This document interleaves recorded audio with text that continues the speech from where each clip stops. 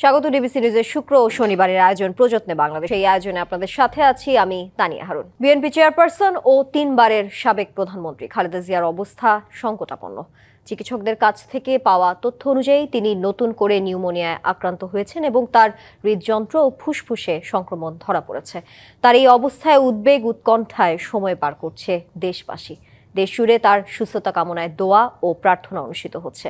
সরকার প্রধান থেকে শুরু করে এনসিবি, জামায়াত সহ নানা দল ও সংগঠন সবার পক্ষ থেকেই সুস্থতা কামনার মধ্য দিয়ে খালেদা জিয়ার প্রতি ভালোবাসা বহিঃপ্রকাশ করতে দেখা গেছে। গণঅভ্যুত্থানের পর কি তবে প্রতিহিংসার বদলে রাজনীতিতে কাঙ্ক্ষিত সহমর্মিতা ফিরে আসতে শুরু করেছে? 2018 সালের 8 ফেব্রুয়ারি পতিত সরকার সময়ে মিথ্যে মামলায় সাজা মাথায় নিয়ে হেঁটে কারাগারে যাওয়ার পর থেকেই ধীরে ধীরে নানা জটিলতা বাড়তে থাকে খালেদা জিয়ার। যা নিয়ে প্রশ্ন তুলে বিএনপি নেতারা বলছেন, খালেদা জিয়ার বর্তমান অসুস্থতা স্বাভাবিক নয়, হয়তো তিনি কারাগারে স্লো পয়জনের শিকার হয়েছেন। এমন অভিযোগকে কি হালকা করে দেখার সুযোগ আছে? এদিকে আবার মায়ের সংকটকালে স্নেহ স্পর্শ পাওয়ার তীব্র আকাঙ্ক্ষা প্রকাশ করলেও বিএনপির ভারপ্রাপ্ত চেয়ারম্যান তারেক রহমান জানিয়েছেন, দেশে ফেরার সিদ্ধান্ত গ্রহণের সুযোগ তার একক নিয়ন্ত্রণাধীন নয়। তবে এরই মধ্যে সরকারের পক্ষ থেকে বলা হয়েছে, তারেক রহমানের দেশে ফিরতে কোনো আপত্তি নেই তাদের। তাহলে দেশে ফিরতে তারেক রহমানের বাধা কোথায়? এসব নিয়ে আলোচনায় আজ প্রযত্নে বাংলাদেশ অনুষ্ঠানে আছেন বিএনপির সাবেক সংসদ সদস্য ও কেন্দ্রীয় নির্বাহী কমিটির সদস্য নাজিম উদ্দিন আলম এবং জাতীয় নাগরিক পার্টি এনসিপির যুগ্ম আহ্বায়ক সারোয়ার তুষার আমাদের সঙ্গে উপস্থিত আছেন। আপনাদের দুজনকেই প্রযত্নে বাংলাদেশে স্বাগত জানাচ্ছি। সারোয়ার তুষার, আপনাকে দিয়ে শুরু করতে চাই। যেমনটা জানাচ্ছিলাম, বিএনপি চেয়ারপারসন বেগম খালেদা জিয়ার শারীরিক অবস্থার এখনো কোনো উন্নতি হয়নি। তার অবস্থা এখনো আসলে আউট অফ ডেঞ্জার বলা যায় না, এমনটা দলের পক্ষ থেকে বলা হয়েছে, কিন্তু স্থিতিশীল অবস্থায় তিনি আছেন। বেগম জিয়া দীর্ঘদিন ধরে সংকটকালে আমরা দেখেছি বিএনপিকে ঐক্যবদ্ধভাবে রেখেছেন, তিনি দলটির ঐক্যের প্রতীক। তার এই সুদীর্ঘ রাজনীতির যে জীবন, সেই জীবন নিয়ে আপনার কাছে একটু জানতে চাই। আপনাকে ধন্যবাদ। প্রথমত আমি তার দ্রুত আরোগ্য কামনা করি। তিনি শুধু একটা দলের প্রধান এই মুহূর্তে নন, তিনি আমাদের জাতীয় মুরব্বী এবং আপনি যথার্থ বলেছেন যে তিনি হচ্ছেন জাতীয় সংহতির প্রতীক। কখনো কখনো জাতীয় সংহতি এরকম ব্যক্তির ওপর ভর করে, ইতিহাসে এমন সময় আসে এবং তিনি তার সুদীর্ঘ রাজনৈতিক ক্যারিয়ারে যতটুকু শ্রদ্ধা ভালোবাসা আজকে দলমত নির্বিশেষে সবার কাছে পাচ্ছেন, এটা আসলে তার নিজস্ব অর্জন। এবং তার চরম শত্রু তার ব্যাপারে একমাত্র আওয়ামী লীগ ছাড়া। আওয়ামী লীগ যেহেতু ঠিক সভ্যতার ক্যাটাগরিতে পড়বে না, আওয়ামী লীগ বাদে বাকি সবাই তার এমনকি আওয়ামী লীগেরও তৃণমূলের অনেক নেতাকর্মীরাও বেগম খালেদাকে যথেষ্ট শ্রদ্ধা করেন, কারণ তিনি তার পুরো রাজনৈতিক ক্যারিয়ারে কখনো আপোষ করেন নাই। এই কথাটা যে বলা হয় তাকে আপোষহীন নেত্রী, এটা কিন্তু সত্য। আমি আপনাকে দুটো উদাহরণ দিতে পারবো। একটা হচ্ছে যখন 86-র যে ভুয়া নির্বাচন, যখন শেখ হাসিনা লালদিঘির ময়দানে সম্ভবত চট্টগ্রামে বলে আসলেন যে নির্বাচনে যাবে সে হবে জাতীয় বেঈমান, এটা বলে তিনি নির্বাচনে অংশ নিলেন এবং তার দলের তরফ থেকেই পরবর্তীতে স্বীকার করা হয়েছে যে এর পেছনে আর্থিক লেনদেনের অভিযোগ আছে। কিন্তু বেগম খালেদা জিয়া কিন্তু ওই নির্বাচনকে বৈধতা দেন নাই। এটা হচ্ছে একটা উদাহরণ। এরপরে 111-এর সময় 111কে আমরা -2 ফর্মুলা ইত্যাদি বলি, কিন্তু আপনি যদি 111টা একটু ভালো করে খেয়াল করেন, 111-এর ওই সরকার, ভারতের প্রণব মুখার্জি তো লিখেছেন পরিষ্কারভাবে, রাষ্ট্রপতি ছিলেন। 111-এর সরকার, ভারত এবং আওয়ামী লীগ তাদের মধ্যে একটা সেটেলমেন্ট হয়েছিল এবং যে সেটেলমেন্টের অংশ হিসেবেই আওয়ামী লীগ ক্ষমতায় এসেছে এবং আওয়ামী লীগ কিন্তু 1/11 ওই আন্দোলনটাকে, ওই সময়কার যে লগি বৈঠার তাণ্ডব এবং সরকার গঠন করা 1/11 এটাকে বলেছিল তাদের নিজস্ব আন্দোলনের ফসল। ফলে -2 ইভেনচুয়ালি আসলে -1, দ্যাট ইজ বেগম খালেদা জিয়া এবং বিএনপিকে রাজনীতি থেকে মাইনাস করে দেওয়া, যেটা তারা ডিফেক্টিভভাবে আমরা পরবর্তীতে দেখতে পেলাম 2008-এর পর থেকে বিএনপিকে নানাভাবে রাজনীতিতে কীভাবে একটা দল আরেকটা দলকে এইভাবে কিন্তু জুলুম নিপীড়ন করার ইতিহাস খুব বিরল। এবং বেগম খালেদা জিয়াকে কার্যত হাউস অ্যারেস্ট করে রাখা এবং তার কাছ থেকে আওয়ামী শাসনের এই ভুয়া নির্বাচনগুলোতে অংশগ্রহণ করিয়ে বাধ্য করে তার কাছ থেকে ওই শাসনের একটা বৈধতা অর্জন করা, এগুলোর চেষ্টা আওয়ামী লীগ করেছে কিন্তু সফল হয় নাই। তাকে বিদেশ পাঠিয়ে দেওয়ার চেষ্টা করা হয়েছে, তাকে রাজনীতি থেকে মাইনাস করে দেওয়ার চেষ্টা করা হয়েছে। তিনি এগুলোতে বারবার তিনি বলেছেন যে এই দেশ ছাড়া আমি অন্য কোথাও যাব না, কারণ আমি অন্য কোথাও চিনি না, এটাই আমার দেশ, এখানে আমি থাকবো। 18 সালের নির্বাচনেও তিনি যদি অংশ নিতেন বা তিনি যদি এটাকে বৈধতা দিতেন তাহলে কিন্তু এটা আরও বৃহত্তর বৈধতা পেত।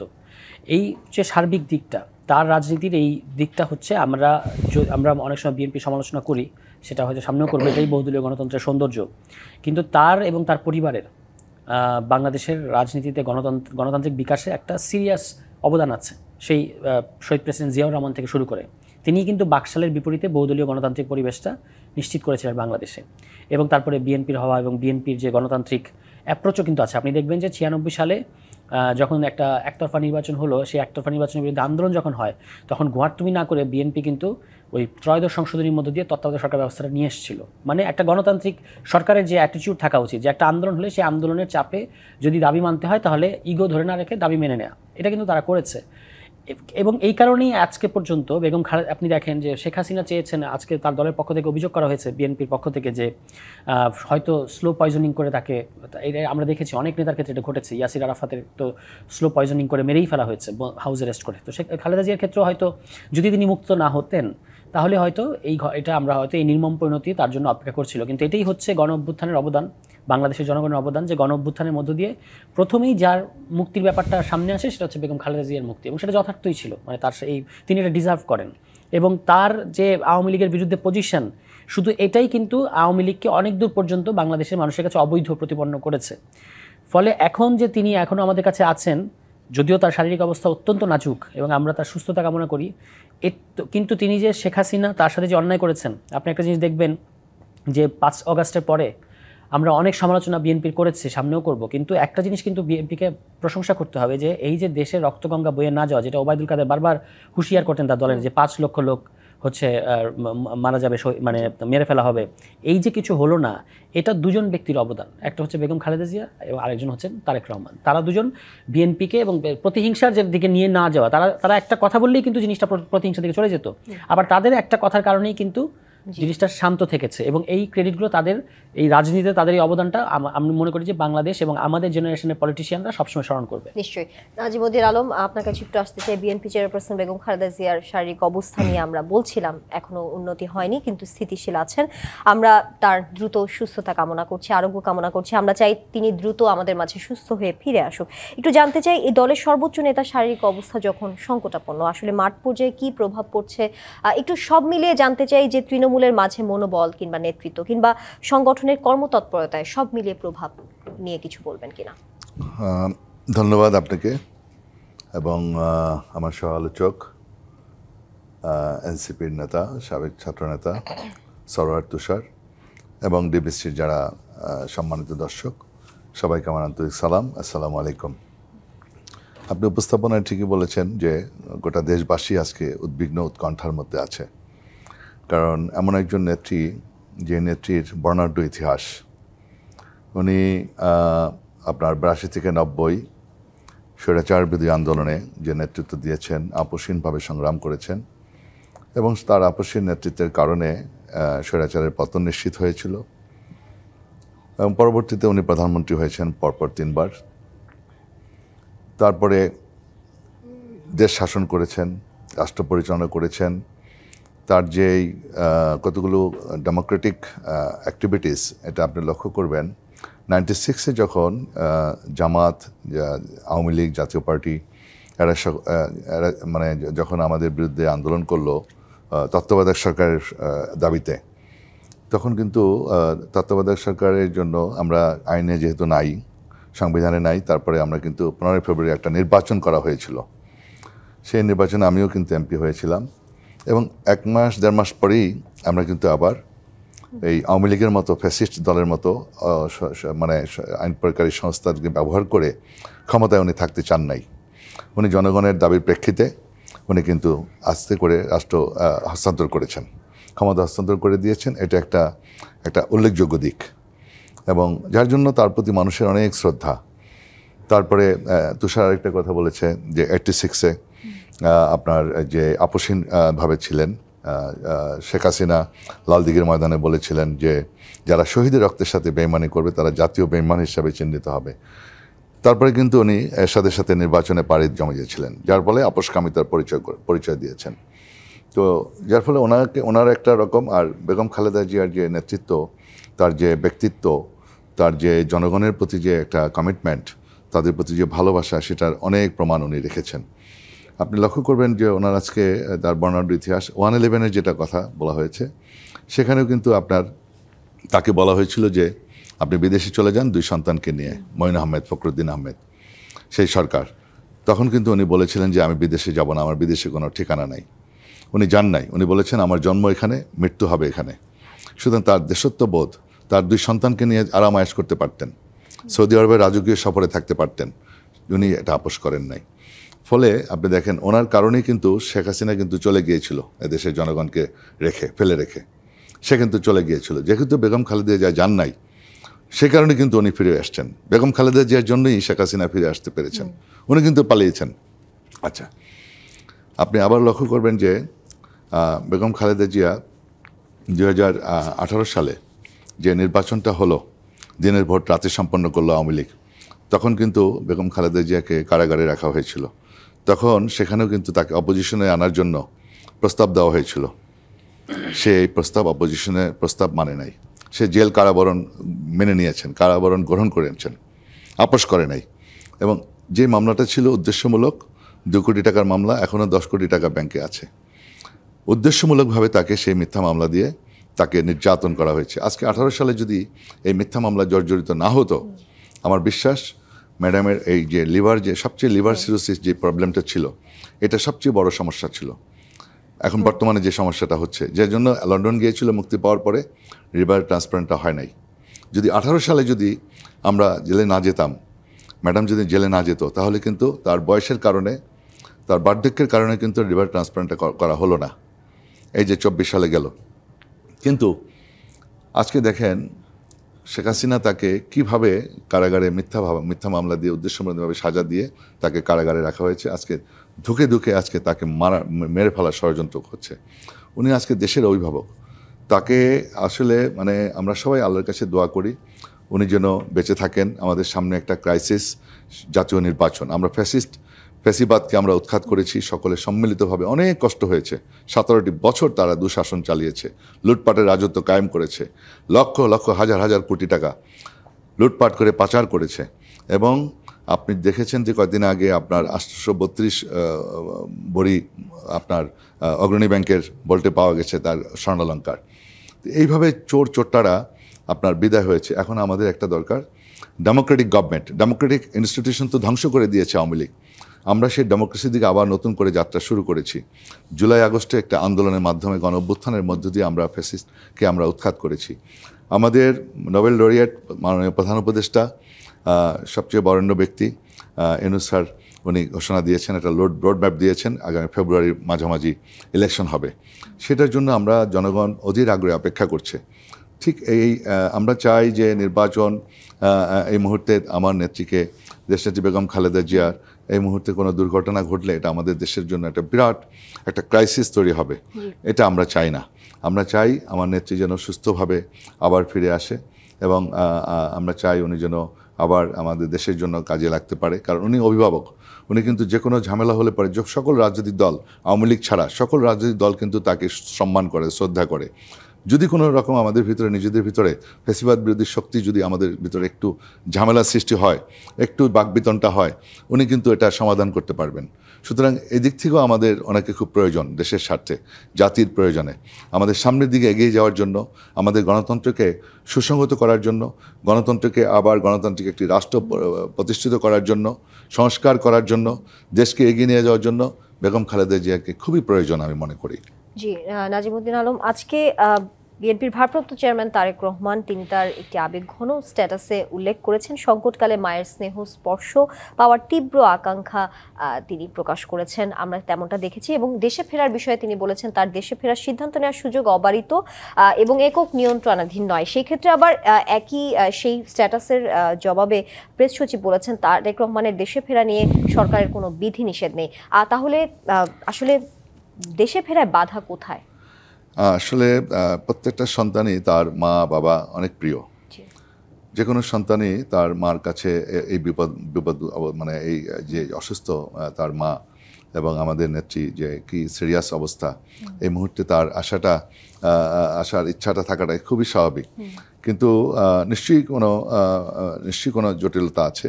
নিশ্চয়ই একটা আপনার মনে করেন আমাদের নেত্রী অসুস্থ, আমাদের একমাত্র ভরসা তো এখন বিএনপির আমাদের পার্টির অ্যাক্টিং চেয়ারম্যান, ভারপ্রাপ্ত চেয়ারম্যান। এখন গোটা জাতি আমাদের সকলের চোখের মণি, আমাদের আগামী দিনের স্বপ্ন। তো সুতরাং সে খুবই রেসপন্সিবল, সে নিশ্চয়ই খুব ভালো বুঝেন এবং রাষ্ট্রীয় ব্যাপার আছে, তার সিকিউরিটির ব্যাপার আছে, সব দিক চিন্তা করেই উনি অবশ্যই আসবেন। তার মার কাছে আসতে কে না চায়। ওনার আকাঙ্ক্ষা অবশ্যই রয়েছে, উনি ঠিকই বলেছেন। তো তারপরেও কিছু কিছু ব্যাপার আছে যেগুলো হয়তো আমার জানা নাই, আপনার জানা নাই, কিন্তু এটা খুবই উচ্চ মহলের ব্যাপার, এটা রাষ্ট্রীয় ব্যাপার, তার সিকিউরিটির ব্যাপার, এগুলি তো উনি অবশ্যই গুরুত্ব দিবেন। কারণ এখন আমাদের তো একমাত্র ভরসা সে, তার যদি আবার একটা কোনো সমস্যা হয় সেটাও তো আমাদের জন্য, দেশের জন্য একটা বিরাট ক্রাইসিস তৈরি হবে। এত বড় একটা রাজনৈতিক দল, সেই দলটা কীভাবে, ম্যাডামের অ্যাবসেন্টে উনি কীভাবে দলটা পরিচালনা করেছেন। উনি শুরু থেকে একবার সিনিয়র জয়েন্ট সেক্রেটারি ছিলেন, তৃণমূল পর্যায়ে তার একটা গ্রহণযোগ্যতা রয়েছে, তার প্রতি আস্থা রয়েছে, ফলে উনি আস্তে আস্তে হাঁটি হাঁটি পা করে দলটাকে সংগঠিত করেছে। এইবার যে আন্দোলন, এই যে 17 বছর আন্দোলনের উনি নেতৃত্ব দিয়েছেন, এবং বিদেশে থেকেও উনি আমাদের দলকে ঐক্যবদ্ধ রেখেছেন। সুতরাং ওনাকে সেফলি উনি যাতে উনি সুন্দরভাবে আসতে পারেন, সময় সুযোগ করে উনি নিশ্চয়ই আসবেন, নিশ্চয়ই আসবেন। বিএনপি মহাসচিব মির্জা ফখরুল ইসলাম আলমগীর বলেছেন, বিশ্বস্ত সূত্রে তারা জানতে পেরেছেন তাড়াহুড়ো করে দুটি আইন বর্তমান অন্তর্বর্তী সরকার পাশ করতে চাইছেন। একটি হলো সংশোধিত পুলিশ কমিশন আইন, এবং আরেকটি হচ্ছে এনজিও সংক্রান্ত আইন। এবং তারা বলছেন তাড়াহুড়ো করে এই আইন পাশের ভেতরে আসলে ভিন্ন কোনো উদ্দেশ্য কাজ করছে, তারা এমনটা বিশ্বস্ত সূত্র থেকে জানতে পেরেছেন। একটু জানতে চাই এই বিষয়টি নিয়ে কি আপনারা অবগত কিনা, কিংবা আপনারাও কি এমনটা কিছু কোনো বিষয় নিয়ে শুনতে পেরেছেন কিনা, এবং ভিন্ন উদ্দেশ্য কি দেখতে পাচ্ছেন কিনা? না, অনেক সময় রাজনীতিবিদরা রাজনৈতিক বক্তব্য দেয়, এই দুটো আইনের কথা আমরা শুনেছি এবং আমরা এটা খোঁজ খবর নেওয়ার চেষ্টা করছি যে আসলে এর পেছনে উদ্দেশ্য কী। এবং আমরা সরকারকে যে বার্তাটা সবসময় দিতে চাই যে কোনো গুরুতর সিদ্ধান্ত নেওয়ার আগে সবসময় রাজনৈতিক দলগুলো, প্রধান রাজনৈতিক দলগুলোর সাথে আলোচনা করা উচিত এবং তাদেরকে ব্রিফ করা উচিত। এটাই সরকারের তরফ থেকে অনেক সময় ঘটে না, এবং অনেক সময় দেখা যায় যে গভীর রাতে একটা সিদ্ধান্ত চলে আসে। তো সেটা আসলে ভালো সিদ্ধান্ত হলেও অনেক সময় কনফিউশন ক্রিয়েট করে। তো এইটার যেন না হয় সেই জন্য সরকারের উচিত হচ্ছে সবসময় রাজনৈতিক দলগুলোকে তাদের উদ্দেশ্য সম্পর্কে, কিংবা একটা আইন করার আগে সরকারের সংশ্লিষ্ট মন্ত্রণালয়গুলো আছে, তারা সংবাদ সম্মেলনের মাধ্যমে কিংবা অন্য কোনো উপায়ে কিন্তু আসলে জানাতে পারে যে এই আইনগুলো করার পেছনে আমাদের এই হচ্ছে উদ্দেশ্য। পুলিশের যে আইনের কথা বললেন, পুলিশ কমিশনের যে রিপোর্ট, সেটা তো অনেকগুলো জিনিসই বাস্তবায়ন হচ্ছে না। আমরা বলেছিলাম যে পুলিশ সংস্কারটা সবচেয়ে বেশি জরুরি, কারণ সামনে যে নির্বাচন আসছে সেই নির্বাচনে পুলিশের ভূমিকাটাই সবচেয়ে বড়। এর আগে যখন আওয়ামী লীগ আমলে যে নির্বাচনগুলো যে ধরনের হয়েছে, এর পেছনে প্রধানত ছিল যে পুলিশের ভূমিকাটা খুব বিতর্কিত ছিল। তো এখন সেখান থেকে বের করে আনতে গেলে পুলিশ সংস্কার কমিশন যে রিপোর্টটা দিয়ে বা যে সুপারিশটা দিয়েছে সেগুলো বাস্তবায়ন করার অগ্রগতি কতটুকু সেটা কিন্তু সরকারের পক্ষ থেকে আমাদেরকে জানানো হয় নাই, বা এমনকি পুলিশ ডিপার্টমেন্ট বা স্বরাষ্ট্র মন্ত্রণালয় জানায় নাই। ফলে এখানে কনফিউশন থাকবে, এটাই স্বাভাবিক, কিন্তু সরকারের উচিত তার কাজের একটা স্বচ্ছতা রক্ষা করা। জি, আরেকটি প্রশ্ন আপনার কাছে রাখতে চাই। বিবিসিকে দেওয়া একটি বক্তব্যে ক্ষমতাচ্যুত প্রধানমন্ত্রী শেখ হাসিনার ছেলে সজীব ওয়াজেদ জয় বলেছেন, বড় দুই দলেরই নেতৃত্ব পরিবর্তনে বিদেশ থেকে একটি খেলা চলছে। প্রথমে প্রশ্ন রাখতে চাই যে এই যে উনি একটি কম্প্যারিজনে গেলেন বড় দুই দলের, এই কম্প্যারিজনের বলার কি কোনো সুযোগ আছে কিনা, এবং এখানে কি কোনো খেলা দেখছেন কিনা, কি বলবেন? না, তিনি একজন পলাতক ব্যক্তি, তার বাংলাদেশের রাজনীতি নিয়ে মন্তব্য করার কোনো অধিকার আছে এরকম আমি মনে করি না। এবং যেভাবে দুই বড় দল তিনি তুলনা করছেন, বিএনপি এবং আওয়ামী লীগকে তো একভাবে বিবেচনা করা যাবে না। বিএনপি একটা রাজনৈতিক দল, অন্যদিকে আওয়ামী লীগ এখন গণহত্যার দায়ে দুষ্ট। তার দলের প্রধানের বিরুদ্ধে রায় হয়েছে, এখন দল হিসেবে আওয়ামী লীগের বিচারের মুখোমুখি। ফলে এইরকম তিনি কোথা থেকে কি শুনেছেন, তিনি অনেক গুজব সৃষ্টি করেছেন, অনেকগুলো গুজব নির্ভর বক্তব্য দিয়েছেন জয় সাহেব আপনার এই 5 তারিখের পর থেকে। ফলে তার এই কথাটাকে খুব বেশি আমলে নেওয়ার কোনো সুযোগ আছে বলে আমি মনে করি না, বরং তাদের দিক থেকে চেষ্টা আছে বাংলাদেশকে অস্থিতিশীল করা, বাংলাদেশের নির্বাচনী যে প্রক্রিয়াটা এটাকে বানচাল করা। এটা তাদের দিক থেকে আমরা নানা ধরনের তৎপরতা দেখতে পাই, যার মধ্যে দিয়ে তারা আসলে চাচ্ছে বাংলাদেশ যেন একটা দীর্ঘমেয়াদী অস্থিতিশীলতার দিকে চলে যায়। ফলে এটা অন্য এরকম একটা বলা যে বিএনপিকেও একটু বিএনপির মধ্যে এক ধরনের কনফিউশন তৈরি করার চেষ্টা করা, এটা আসলে তাদের একটা কুটচাল। এটাতে আমরা খুব বেশি, বা আমি মনে করি না যে বাংলাদেশের রাজনৈতিক মহল এটাকে খুব বেশি গুরুত্ব দেবে। জি, নাজিমুদ্দিন আলম, আপনার কাছে আসতে চাই। দলের বিভিন্ন পর্যায়ে কথা বলে যে ধারণা পাওয়া গেছে যে বিএনপির কাছে আসলে 3টি বিষয় এখন বিশেষ চ্যালেঞ্জ বা সংকট হয়ে দাঁড়িয়েছে। 3টির মধ্যে একটি হচ্ছে তারেক রহমানের দেশে ফেরার বিষয়ে তারিখটি এখনো ঠিক হয়নি, ঠিক না হওয়া, খালেদা জিয়া অসুস্থতা এবং দলীয় মনোনয়নকে ঘিরে বিরোধ কোন্দল বেড়ে যাওয়া, এটা নিয়ে এক ধরনের উদ্বেগ, অভ্যন্তরীণ দ্বন্দ্ব কিংবা কোন্দল নিয়ে আসলে উদ্বেগ তৈরি হয়েছে, সেটা নিয়ে মাথাচাড়াও দিয়ে উঠেছে এমনটা বলা হচ্ছে। সেটি আসলে নির্বাচনকে সামনে রেখে সবচেয়ে বড় সংকট বলে নানা মহল থেকেও বলা হচ্ছে। একটু জানতে চাই এই কোন্দল আসলে কিভাবে সামলাবেন, কোনো পথ আছে কিনা, সমাধান কোথায়? দেখুন, ম্যাডামের যে প্রশ্ন করছেন 3টা, ম্যাডামের ব্যাপারে তো আমরা সবাই খুব উদ্বিগ্ন, আমরা তার সুরোগ মুক্তি কামনা করছি, সবাই মিলে আমরা দোয়া করি উনি যেন আবার সুস্থ হয়ে আসেন। আর আমাদের অ্যাক্টিং চেয়ারম্যান মহোদয় উনি অবশ্যই খুব শীঘ্রই একটা মানে সময় সুযোগ করে অবশ্যই উনি ফিরে আসবেন। যেহেতু উনি আমাদের এবার নির্বাচনে অংশগ্রহণ করবেন, অবশ্যই উনি চিন্তাভাবনা করে সময় সুযোগ মতো পরিবেশ চিন্তাভাবনা করেই উনি অবশ্যই আসবেন, ফিরে আসবেন আমাদের মাঝে। এবং অধীর আগ্রহে আমরা সবাই লক্ষ কোটি জনতা এবং বিএনপির নেতা কর্মীরা অধীর আগ্রহে অপেক্ষা করছেন তাকে বরণ করার জন্য। আপনি আরেকটা প্রশ্ন করেছেন, যে তৃতীয় প্রশ্নটা হলো যে আমাদের দলের অভ্যন্তরে। বিএনপি একটি বড় রাজনৈতিক দল, এই দলটি বারবার নির্বাচন করেছে এবং ক্ষমতায় এসেছে, বারবার ক্ষমতায় এসেছে, একাধিকবার আমরা রাষ্ট্র পরিচালনা করেছি। সুতরাং আমাদের বৃহত্তম রাজনৈতিক দল আমাদের এক একটা জায়গায় এক একটা নির্বাচনী এলাকায় দীর্ঘ আন্দোলন সংগ্রাম হয়েছে এবং অনেক পরীক্ষিত বা আমাদের অনেক নেতা আপনার যোগ্য, এক একটা এলাকায় মনে করেন 3 জন 4 জন 5 জন এরকম একাধিক আপনার প্রার্থী, যোগ্য প্রার্থী রয়েছে।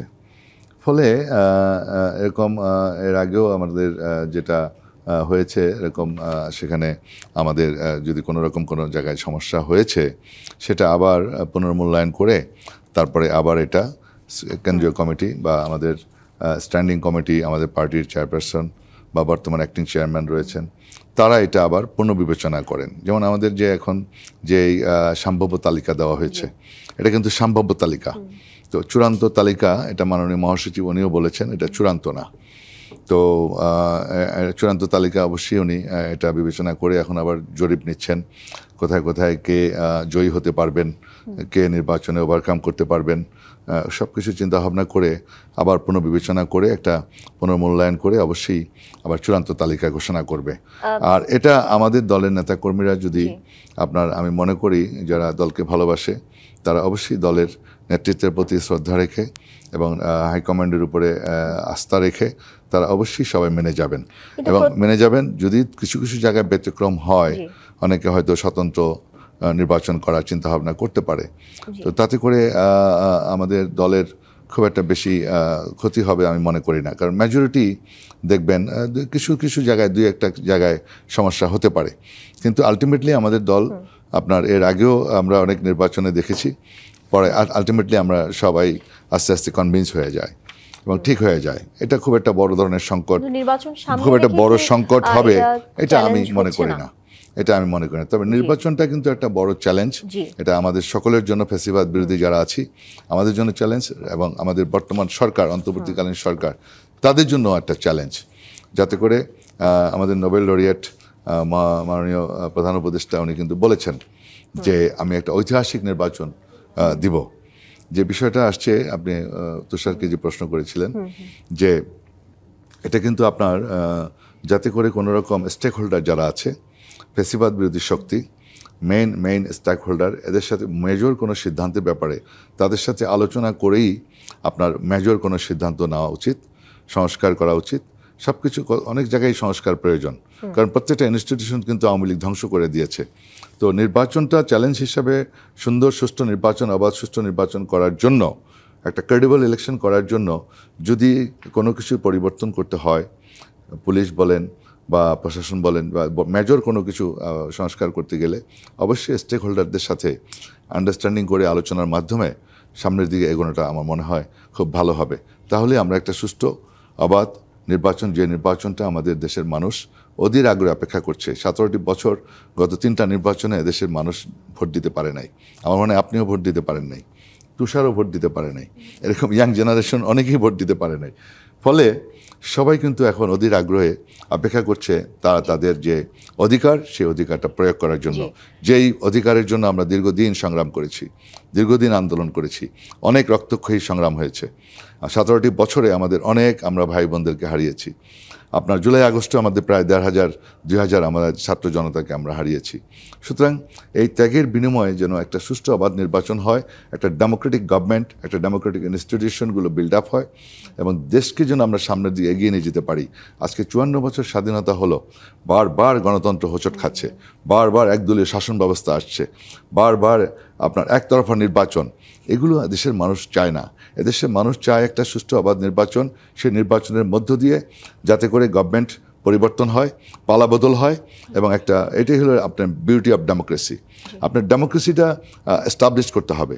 সেই জন্য আপনাকে বিভিন্নভাবে সংস্কারের ব্যাপারে আমাদের পার্টি এবং অন্যান্য পার্টি সবাই কিন্তু আমরা আন্তরিক, যে আমরা সেই আন্তরিকতা বিভিন্ন বৈঠকের মাধ্যমে আমরা লক্ষ্য করেছি।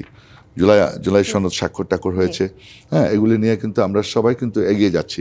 কিছু কিছু জায়গায় নোট অফ ডিসেন্ট আছে, কিন্তু নোট অফ ডিসেন্ট এটাও কিন্তু একটা পার্ট।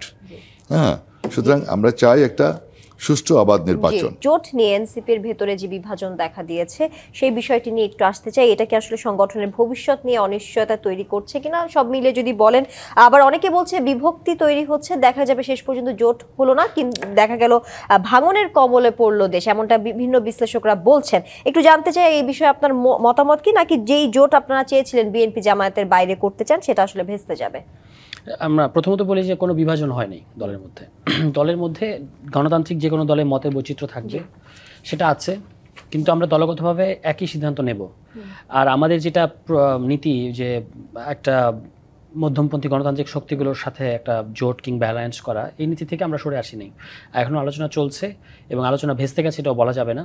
কিছু স্পেসিফিক দুই একটা জায়গায় আমাদের কিছু আপত্তি আছে, সেগুলো আমাদের যারা অংশীদার তাদের সাথে সেগুলো নিয়ে আমরা শেয়ার করেছি এবং তারাও এটাকে যথেষ্ট গুরুত্ব দিয়েছে। ফলে আমি মনে করি যে তফসিলের আগেই আমরা এই জোটের কথাটা আপনি বলছেন, সেই জোটের আত্মপ্রকাশ দেখতে পাবো। এবং এবারের সামনে নির্বাচনে এককভাবে নির্বাচন করা, এটা আসলে কোনো দলই তেমন একটা করবে না, কারণ আমরা বিএনপি, জামায়াতে ইসলাম প্রত্যেকেই তার মিত্রদের সাথে মিলেই ইলেকশনটা করবে। ফলে আমাদেরকেও সে পথেই যেতে হবে, মোস্ট প্রবলি আমরা সেদিকে যাব। কিন্তু এককভাবে ইলেকশন করার যে প্রস্তুতি, সেটাও আমরা নিচ্ছি, কারণ এটা আমাদের দলের সাংগঠনিক বিস্তৃতির জন্য খুব গুরুত্বপূর্ণ। সারা দেশে সাংগঠনিক নেটওয়ার্কটা তৈরি হওয়া, এটা আমাদের জন্য গুরুত্বপূর্ণ একটা নতুন দল হিসেবে। আমি যেটা সবসময় বলি যে এবার ইলেকশন 1 বছর হওয়ার আগে আমাদেরকে করতে হচ্ছে, দল প্রতিষ্ঠার 1 বছর হওয়ার মধ্যেই করতে হবে, এবং একই সাথে আমাদের জন্য সাংগঠনিক বিস্তৃতি ও নির্বাচনী প্রস্তুতি দুটো আসলে একই জায়গায় আছে। ফলে এইগুলো মিলিয়ে আমরা একটা সিদ্ধান্ত নেব, এবং সেখানে আমরা যে সিদ্ধান্ত নিই দলগতভাবে আমরা এক জায়গাতেই থাকবো। যে একটু জানতে চাই যে বৈঠকে আপনাদের সাথে যে বৈঠক হয়েছে, সেই বৈঠকে অংশ নেওয়া একটি রাজনৈতিক দলের শীর্ষ নেতা বলেছেন মূলত দুটি কারণে জোট গঠনের যে প্রক্রিয়া সেটি ঝুলে গেছে। এগুলো হলো বাংলাদেশের বিষয়ে এনসিপির নেতিবাচক মনোভাব আর গণ অধিকার পরিষদের নেতাদের মধ্যে জোটে আসা নিয়ে দ্বিধা বিভক্তি। আমরা জানি তফসিল ঘোষণা হবে ডিসেম্বরের দ্বিতীয় সপ্তাহের মধ্যে, এমনটা আমরা আজকে জানতে পেরেছি। সেই তফসিল ঘোষণার আগে খুব কম সময় এই দুটো বিষয় নিয়ে আসলে কি মীমাংসার কোনো পথ আছে কিনা, আর বাংলাদেশ নিয়ে যে নেতিবাচক মনোভাব সেটি নিয়ে আসলে জোটে নেওয়া নিয়ে মূল আপত্তি আসলে কোথায়, কিছু বলবেন কিনা? আমি মনে করি যে তফসিলের আগেই আমরা সিদ্ধান্তগুলো দেখতে পাবো। আলোচনা বেশ অনেক দূর পর্যন্ত গড়িয়েছে এবং প্রতিদিন আলোচনা হচ্ছে। বাংলাদেশ নিয়ে আপত্তিটা হচ্ছে যে বাংলাদেশ সেটা ঠিকমতো রাজনৈতিক দল না, একটা রাজনৈতিক দল না। আমরা আসলে একটা রাজনৈতিক দলগুলোর জোট চাই, এবং তারা ইতিপূর্বে আমাদের সাথে ছিলেন এবং ঠুনকো অভিযোগে তারা আমাদের দল ছেড়ে চলে গেছেন। যখন আমরা দলটা গঠন করি, এক ধরনের আনরেস্ট তারা তখন তৈরি করেছিলেন। ফলে এই দিক বিবেচনায় আমাদের দলের অনেকেরই তাদের ব্যাপারে একটু রিজার্ভেশন আছে। কিন্তু অন্য যেটা বললেন যে গণ অধিকার পরিষদ সহ অন্য যে দলগুলো আছে, তাদের সাথে কিন্তু আমরা জোট করার ব্যাপারে অত্যন্ত পজিটিভ, এবং আমাদের দল সেক্ষেত্রে একসাথেই আছে, সিদ্ধান্তটা একসাথেই নেওয়া হয়েছে। জি, নাজিমুদ্দিন আলম, আপনার কাছে একটু আসতে চাই, একই প্রসঙ্গে আসতে চাই। এনসিপির জোট নিয়ে যে বিভাজন নিয়ে আসলে বলছে, উনি সারোয়ার তুষার বলেন বিভাজন নেই, কিন্তু নানা মহল থেকে তেমনটা বলা হচ্ছে। একটু জানতে চাই, তারা যে বিএনপি জামায়াতের বাইরে জোট করতে চেয়েছিলেন, সেই বিষয়টি নিয়ে যদি আসি, শেষ পর্যন্ত কি বিএনপির সাথে জোট করার কোনো সম্ভাবনা দেখছেন কিনা, পরিস্থিতি কি মনে হয়? দেখুন, আমাদের নির্বাচন যত ঘনায় আসছে তত আপনার বিভিন্ন রকমের ইকুয়েশন হবে। আপনার যেহেতু ফ্যাসিবাদ বিরোধী শক্তি যারা আন্দোলন সংগ্রাম করেছে, তো এদের সাথে আমাদের অনেকের সাথেই গুড আন্ডারস্ট্যান্ডিং থাকাটাই স্বাভাবিক। আমাদের পার্টির অ্যাক্টিং চেয়ারম্যান উনি কিন্তু অত্যন্ত উদারভাবে উনি বলেছেন যে আমরা ফ্যাসিবাদ বিরোধী শক্তি যারা আছেন তাদেরকে নিয়ে একসাথে আমরা রাষ্ট্র পরিচালনা করতে চাই। তার কিন্তু এই আহ্বানটা আছে। তো তার যে আহ্বানটা, এই আহ্বানে সাড়া দিয়ে আমাদের কিছু দেখেন, এখনও আমাদের 237টি আসন ডিক্লেয়ার করা হয়েছে। আমাদের কিন্তু আপনার অলরেডি আরও 63 আসন রাখা হয়েছে। তো এখানে অনেক ইকুয়েশন হবে। নির্বাচনের প্রক্রিয়া, যেহেতু আমাদের অ্যাক্টিং চেয়ারম্যান বলেছেন অনেককে নিয়েই আমরা রাষ্ট্র গঠন করব, তো আমি মনে করি যে হয়তো উনি এটা আহ্বান জানিয়েছেন ফ্যাসিবাদ বিরোধী শক্তি যারা কাজ করেছেন, দীর্ঘদিন আন্দোলন সংগ্রাম করেছেন। সাপোজ মনে করেন জুলাই আগস্টে এনসিপি একটা ঐতিহাসিক ভূমিকা রেখেছে, ছাত্রদের নেতৃত্ব দিয়েছে। তারপরে আমাদের সেখানে জামাত ইসলাম, তারপরে হেফাজত, তারপরে আমাদের মান্না ভাইয়ের পার্টি জুনায়েদ সাকি, আপনার তারপরে বিপি নূর, এরা কিন্তু এই চলমান আন্দোলনে, বিশেষ করে আপনার শেখ হাসিনা বিরোধী আন্দোলনে তারা অনেক ঐতিহাসিক ভূমিকা রেখেছে। তো বিএনপি বড় রাজনৈতিক দল হিসাবে একদম শুরু থেকেই আমরা কিন্তু লাগাতার সংগ্রাম করেছি। সেক্ষেত্রে আমাদের অনেক আমরা নেতাকর্মীদেরকে আমরা হারিয়েছি, গুম হয়েছে, খুন হয়েছে। শেখ হাসিনা তো খুব ফ্যাসিবাদী কায়দায় আমাদেরকে দমন করতে চেয়েছে। তো সেভাবে তারা একটা পর্যায়ে আমরা বারবার চেষ্টা করেছি আপনার শেখ হাসিনাকে উৎখাত করার জন্য। আমাদের এই জিনিসগুলো গ্রাউন্ড তৈরি হয়েছে। 18 সালে আপনার যে নির্বাচনে অংশগ্রহণ করেছি, সেক্ষেত্রে তারা দিনের ভোট রাতে করেছে, এটাও কিন্তু একটা আন্দোলনের প্রেক্ষাপট তৈরি হয়েছে। আবার 24 সালে নির্বাচনে আমরা অংশগ্রহণ করি নাই, কিন্তু আওয়ামী লীগ একতরফা নির্বাচন করেছে আমাদেরকে রেখে। আচ্ছা, তো সেক্ষেত্রে কিন্তু একটা বিরাট গ্রাউন্ড তৈরি হয়েছে, মানুষের ভিতরে ক্ষোভ সৃষ্টি হয়েছে যে আওয়ামী লীগ গণতন্ত্রকে গলা টিপে হত্যা করছে। তারা নিজেদের রাজত্ব কায়েম করার জন্য, রাম রাজত্ব সৃষ্টি করার জন্য, দীর্ঘায়ু করার জন্য একতরফা নির্বাচন করে যাচ্ছে, ডেমোক্রেসিকে কিল করতেছে। এটা কিন্তু দেশের মানুষ বারবার 17 বছর যাবৎ অবজার্ভ করেছে, লক্ষ্য করেছে। ফলে মানুষ কিন্তু ফুঁসে উঠছে। তারপর একটা পর্যায়ে কোঠাবিরোধী আন্দোলন, সে আন্দোলনে ছাত্ররা এগিয়ে আসছে। ছাত্ররাই কিন্তু যুগে যুগে আপনার যত আন্দোলন বলেন, সকল আন্দোলনে ছাত্ররাই কিন্তু নেতৃত্ব দিয়েছে। আপনি 52 বলেন ভাষা আন্দোলন, আপনি 62 বলেন শিক্ষা আন্দোলন, 69-এর গণঅভ্যুত্থান, 71-এর স্বাধীনতার যুদ্ধ, প্রত্যেকটা জায়গায় কিন্তু স্বাধীনতার যুদ্ধে সর্বপ্রথম ডাকসুর বিপি আসম আব্দুর রব ভাই, উনি জাতীয় স্বাধীনতার পতাকা উত্তোলন করেছেন।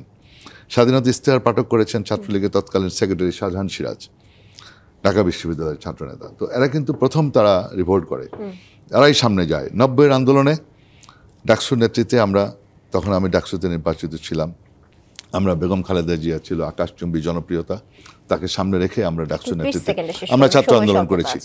তো সুতরাং ছাত্রদের জুলাই আগস্টেও ছাত্রদের যে ভূমিকা, সুতরাং এই সমস্ত ঐতিহাসিক ভূমিকা, তো এগুলি বিবেচনায় রেখেই আমাদের সকলকে নিয়েই আমরা রাষ্ট্রটা পরিচালনা করতে চাই। এই জন্যই আমার নেতা ভারপ্রাপ্ত চেয়ারম্যান মহোদয় উনি আহ্বান করেছে, আমরা ফ্যাসিবাদ বিরোধী যারা ত্যাগ স্বীকার করেছে, যারা আন্দোলন করেছে, সবাইকে নিয়েই আমরা জাতীয় সরকার এবং রাষ্ট্র পরিচালনা করতে চাই।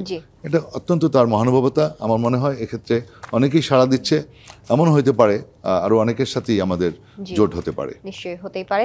আপনাদের দুজনকেই ধন্যবাদ আজকের প্রযত্নে বাংলাদেশে আমাদেরকে সময় দেওয়ার জন্য। শেষ করছি প্রযত্নে বাংলাদেশের আজকের আয়োজন। ডিবিসির সঙ্গে থাকুন 24 ঘন্টা।